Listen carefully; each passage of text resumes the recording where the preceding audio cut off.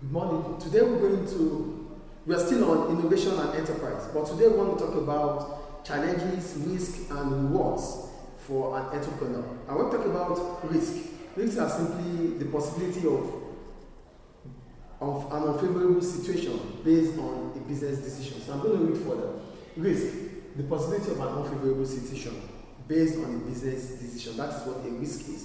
So it is possible for an entrepreneur, to face a personal or financial risk when the business fails. So we have two types of risk that an entrepreneur could face whenever a business fails. So we're going to start with the personal risk. Why is it called a personal risk? It is called a personal risk because as soon as the business fails, if the business fails, it simply means the owner of the business has made a poor decision, in quote, a poor decision. And that simply means that the reputation of the owner of the business might be affected. So for personal risk, if it fails, its reputation might be affected.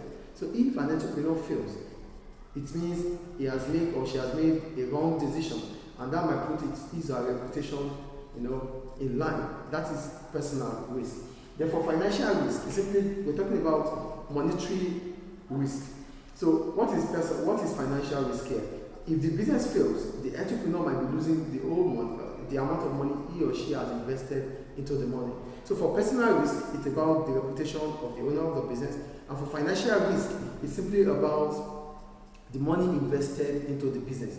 So if the business fails, there could be personal and financial risk for the owner of the business. And for personal, it's about the reputation of the business, like I said, and for financial, it's about the money invested into the business. That's about risk.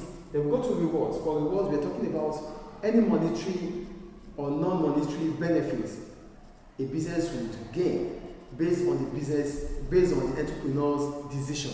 So for personal reward, possibility to decide his or her own work life. So because he's the owner of the business and business has succeeded, so it simply means the owner of the business has made a right decision and he or she can decide whatever he wants to do or she wants to do with her life or his or her life. That is personal. Then for financial reward, the financial reward is that the possibility of making more money than working for an employer. That is the personal reward, financial reward. For personal reward, the possibility to choose the kind of work life he or she wants. That is personal. He or she is the boss, so he decides or she decides whatever he wants to do or she wants to do with his or her life. Then for financial reward, the possibility of making more money compared to working for an employer. That is rewards and risk when it comes to an entrepreneur.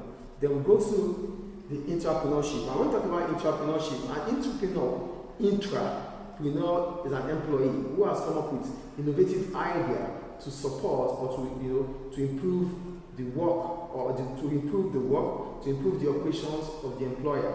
That's what an intrapreneur is. So I'm going to read further.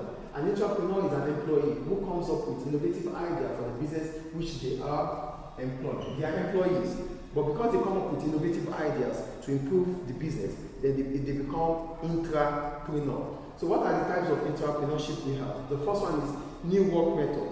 When we talk about new work method, we're talking about an employee coming up with an innovative idea on work practices that can save time and reduce waste or bring about efficiency. So when an employee comes up with a business idea that could improve the work practices to save time and increase efficiency, we call it new work method.